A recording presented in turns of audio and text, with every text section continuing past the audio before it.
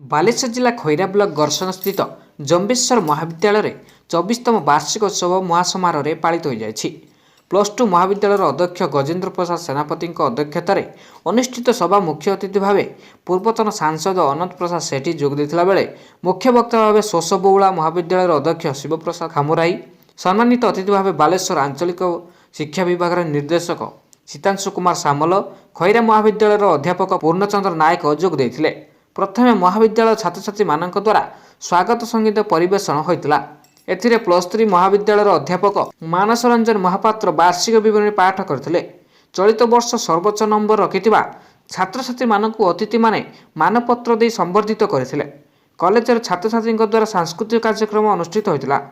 ଏହି କାର୍ଯ୍ୟକ୍ରମକୁ +2 ଓ +3 ମହାବିଦ୍ୟାଳୟର ସମସ୍ତ ଅଧ୍ୟାପକ, ଅଧ୍ୟାପିକା ଓ କର୍ମଚାରୀଙ୍କ ସହ ଛାତ୍ରଛାତ୍ରୀମାନେ ସହଯୋଗ କରିଥିଲେ।